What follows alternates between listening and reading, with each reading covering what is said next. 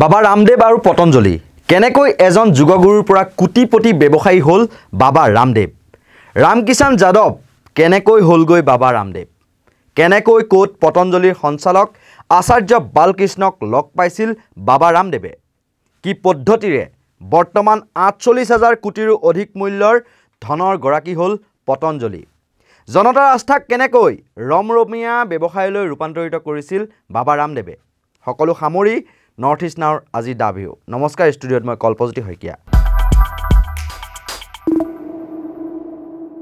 ভুৱা আৰু জনতাক বিপথে পৰিচালিত কৰা বিজ্ঞাপনৰ পাছতো ৰামদেৱৰ পতঞ্জলিৰ বিৰুদ্ধে কোনো ব্যৱস্থা নলৈ উত্তৰাখণ্ডৰ বিজেপি চৰকাৰ ইতিমধ্যে ভৰ্ৎসনাৰ সন্মুখীন হৈছে উচ্চতম ন্যায়ালয়ৰ। গদি মিডিয়াৰ এংকৰৰ মতে, বিশেষকৈ অসম সন্তান অৰ্ণৱ গোস্বামীৰ মতে, জনসাধাৰণক বিপথে পৰিচালনা কৰা বিজ্ঞাপন দিয়াৰ বাবে পতঞ্জলিৰ দৰে পেপচি কোকা-কোলা কোম্পানীবোৰকো উচ্চতম ন্যায়ালয়ে কিবা ক'ব লাগে বা ভৰ্ৎসনা কৰিব লাগে। কিন্তু কিয় নক'লে? কিন্তু এই পতঞ্জলিয়ে জনসাধাৰণৰ জীৱনৰ লগত খেলা কৰি মাৰাত্মক অপৰাধ কৰি ২৫০ কোটি টকাৰো অধিক ধনৰ মুনাফা লুটিছিল। কোনো বৈজ্ঞানিক প্ৰমাণ নোহোৱাকৈ কৰোনাৰ দৰৱ বিক্ৰী কৰিছিল পতঞ্জলিয়ে। আনকি গদি মিডিয়াই টকশ্ব পাতিছিল ক'ভিডৰ দৰৱক লৈ, এইগৰাকী বাবা ৰামদেৱক লৈ। কৰ্ণিল কিটে ক'ভিড দূৰ কৰিব বুলি মিছা বা ভুৱা প্ৰচাৰেৰে ২৫০ কোটি টকা লুটিলে জনতাৰ পৰা। সঁচাকৈ প্ৰশ্ন হৈছে, সচেতন মহলৰ এই প্ৰশ্ন হৈছে, বাবা ৰামদেৱ নে ব্যৱসায়ী? তাকো ২ নম্বৰীৰ আশ্ৰয় লোৱা ব্যৱসায়ী এইগৰাকী বাবা ৰামদেৱ। উচ্চতম ন্যায়ালয়ে তেওঁলোকৰ ৰায়ত কৈছিল যে পতঞ্জলিয়ে সকলো দেশবাসীক ভুৱা বিজ্ঞাপনেৰে মূৰ্খ সজাই আহিছিল এই অতদিনে। কেৱল কৰ্ণিলেই নহয়, স্ক্ৰীণত আপোনালোকে দেখা পাইছেনে এই পতঞ্জলি ঔষধটো? নামটো গিলৈ ঘনৱতী। এই ঔষধটো এটা সময়ত বিতৰ্কত সোমাই পৰিছিল, কিয়নো ২০১৮ৰ মাৰ্চ মাহত বজাৰত উপলব্ধ হোৱা দৰৱটোৰ MFG ডেট লিখা আছিল ২০১৮ৰ ৪ এপ্ৰিল। ১৯৬৫ চনৰ পৰা ১৯৭৫ চনৰ ভিতৰত কোনো এটা দিনত হাৰিয়ানাৰ মহেন্দ্ৰগড়ত জন্মগ্ৰহণ কৰা বাবা ৰামদেৱৰ সৰুকালৰ নাম আছিল ৰামকিষাণ যাদৱ। প্ৰথমে চৰকাৰী ইংৰাজী স্কুলত পঢ়িছিল যদিও ইংৰাজী শিক্ষাৰ প্ৰতি আকৰ্ষিত নহৈ তেওঁ চৰকাৰী স্কুলখন ত্যাগ কৰিছিল আৰু কিতাপ পত্ৰ জংঘললৈ দলিয়াই দিছিল। ১৯৮৪ চনৰ পৰা ১৯৮৯ চনলৈকে তেওঁ গুৰুকুলত অধ্যয়ন কৰিছিল। তেনেতেই বৰ্তমান পতঞ্জলিৰ পৰিচালন সঞ্চালক আচাৰ্য বালকৃষ্ণক লগ পাইছিল বাবা ৰামদেৱে। তেতিয়াৰ পৰা দুয়ো বন্ধুৱে বেদ, উপনিষদ আৰু আয়ুৰ্বেদ শিক্ষাৰ বিষয়ে কথা পাতি পাছলৈ কলৱা নামে ঠাইত গাঁৱৰ লোকসকলক বিনামূলীয়াকৈ যোগ শিকাইছিল। ১৯৯২ চনত হৰিদ্বাৰৰ কৃপালু বাঘ আশ্ৰমত আৰ্য সমাজৰ গুৰু আচাৰ্য কৰমবীৰৰ পৰা যোগ শিকে আৰু পাছলৈ সেইগৰাকী আচাৰ্যৰ লগ লাগি বালকৃষ্ণৰ সৈতে যোগ শিবিৰৰ লগতে আয়ুৰ্বেদিক ঔষধ বিক্ৰীৰ প্ৰতিষ্ঠানো যোগ শিবিৰসমূহত আৰম্ভ কৰে আৰু পাছলৈ আচাৰ্য বালকৃষ্ণৰ সৈতে মিলি ২০০৬ চনত পতঞ্জলিৰ ব্যৱসায় আৰম্ভ কৰি পাছলৈ ভুৱা আৰু বিভ্ৰান্তিকৰ বিজ্ঞাপনৰ আশ্ৰয় লৈ হ'লেও জনতাক মূৰ্খ সজাই তথা আস্থাভাজন হৈ সমগ্ৰ দেশতে সাম্ৰাজ্য বিস্তাৰ কৰিবলৈ সক্ষম হ'ল বাবা ৰামদেৱ আৰু আচাৰ্য বালকৃষ্ণই। প্ৰথমে বাবা কৰমবীৰ বাবা ৰামদেৱ আৰু আচাৰ্য বালকৃষ্ণৰ লগত আছিল যদিও পাছলৈ দুয়োৰে লগত কৰমবীৰৰ মনোমালিন্য ঘটে। প্ৰিয়ংকা পাঠক নাৰায়ণে তেওঁৰ গ্ৰন্থ গডমেন টু টাইকনত উল্লেখ কৰা মতে, বাবা ৰামদেৱে যোগ আৰু পতঞ্জলিৰ জৰিয়তে ধন আৰ্জিব ধৰিলে আৰু সেই কথা তেওঁৰ সংগী গুৰু কৰমবীৰৰ একেবাৰে পচন্দ হোৱা নাছিল।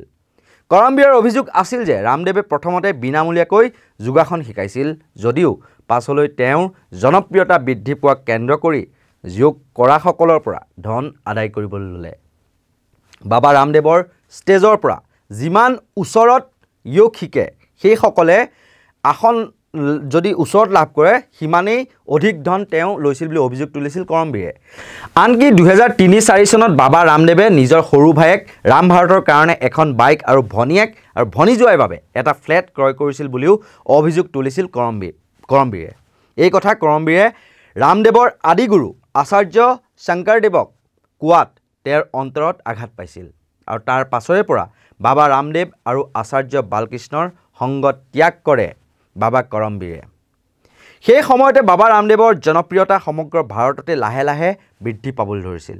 সেয়েহে আচাৰ্য বালকৃষ্ণ আৰু বাবা ৰামদেৱে একেলগে আগবঢ়াৰ কথা চিন্তা কৰিলে আৰু তেনে সময়তে সমগ্ৰ দেশতে তেওঁলোকে ৫,০০০ৰো অধিক পতঞ্জলি ক্লিনিক স্থাপন কৰিছিল।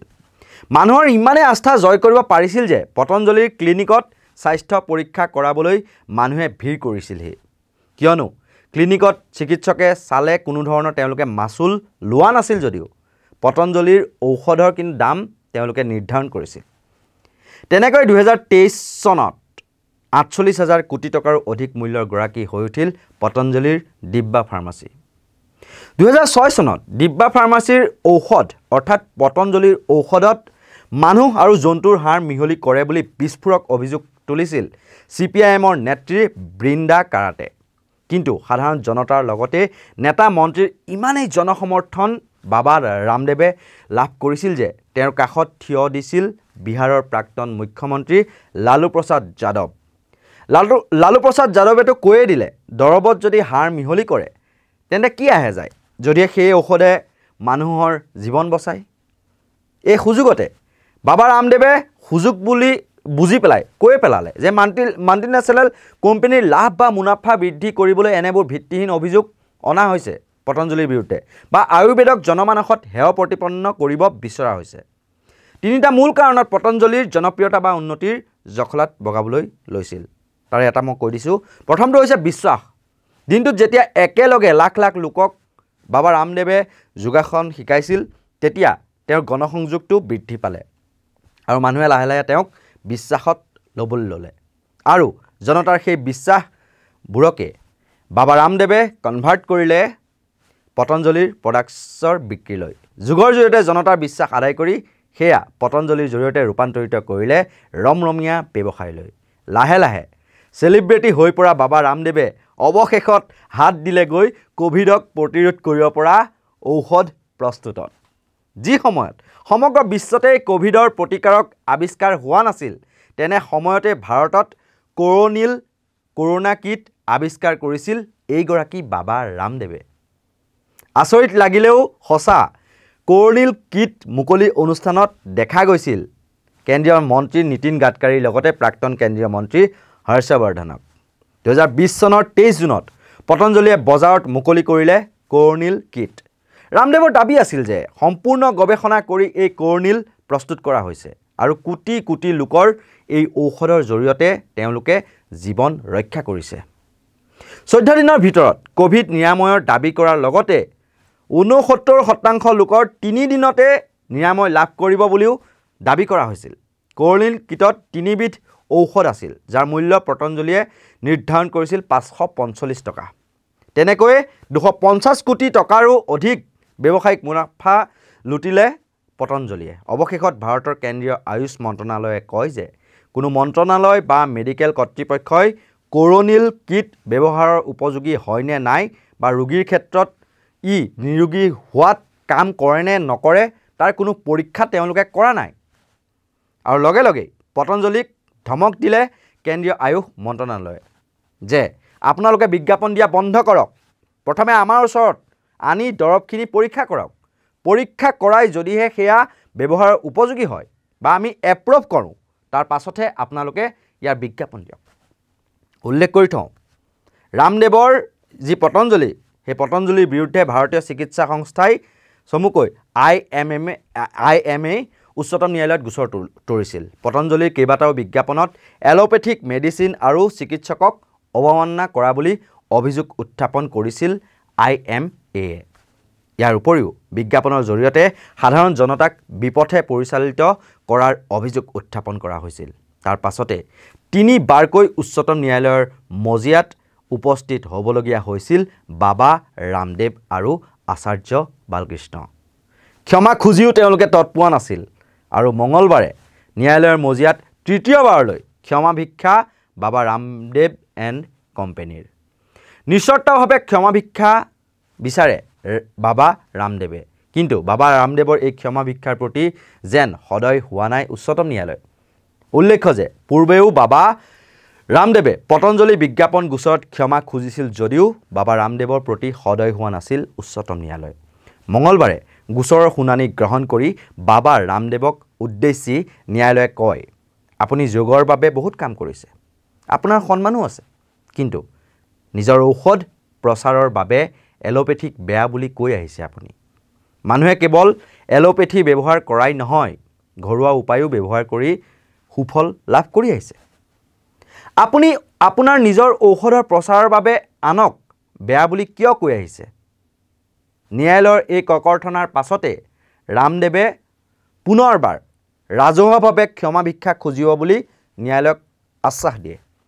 বাবা ৰামদেৱৰ অধিবক্তা মুকুল ৰোহাতগীয়ে কয়, আমি আকৌ এবাৰ আদালতৰ ওচৰত ক্ষমা বিচাৰিছোঁ। আমি অনুশোচনা কৰিছোঁ। ৰাজহুৱা স্থানত ক্ষমা খুজিবলৈ আমি সাজু। ইয়াৰ লগতে বাবা ৰামদেৱে কয় যে আমাৰ কোনো বেয়া বুলি কোৱাৰ কোনো উদ্দেশ্য নাছিলেই। গৱেষণা ভিত্তিক প্ৰমাণৰ বাবে পতঞ্জলীয়ে আয়ুৰ্বেদক জনতাৰ ওচৰলৈ অনাৰ প্ৰচেষ্টা চলাইছিল। এই বিষয়ে মই এতিয়াৰ পৰা সচেতন হৈ থাকিম। কামৰ উত্তেজনাত এইটো ঘটিছিল আৰু ভুল নকৰোঁ। ইয়াৰ প্ৰত্যুত্তৰত ন্যায়ালয়ে কয়, আপুনি ইমান নিৰ্দোষী নহয়। আপোনাৰ মনৰ কোনো পৰিৱৰ্তন হোৱা যেন আমাৰ নালাগে। আপুনি এতিয়াও নিজৰ কথাত অটল। আমি 23 এপ্ৰিলত বিষয়টো পুনৰ এবাৰ বিবেচনা কৰিম বা চাম। 23 এপ্ৰিলত বাবা ৰামদেৱৰ পতঞ্জলি বিজ্ঞাপন গোচৰৰ পুনৰ শুনানি গ্ৰহণ কৰা হ'ব। আৰু এনেদৰেই ক'ৰ পৰা ক'লৈ ৰামদেৱৰ যি পতঞ্জলি সাম্ৰাজ্য সেয়া বিস্তাৰ হ'ল সকলোৱে জানে।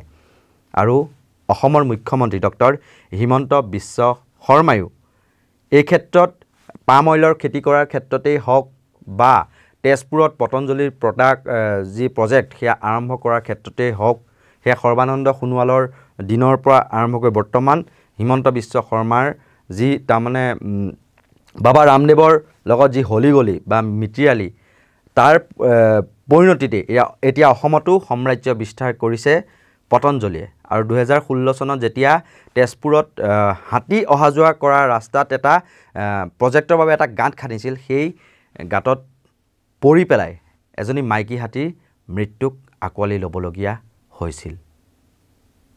আমাৰ এই বিশেষ প্ৰতিবেদনটো প্ৰস্তুত কৰাত মোৰ সৈতে সহায় সহযোগিতা আগবঢ়ালে ভিডিঅ' এডিটৰ চন্দন ৱাৰীয়ে। চাই থাকিব নৰ্থ ইষ্ট নাও। ধন্যবাদ।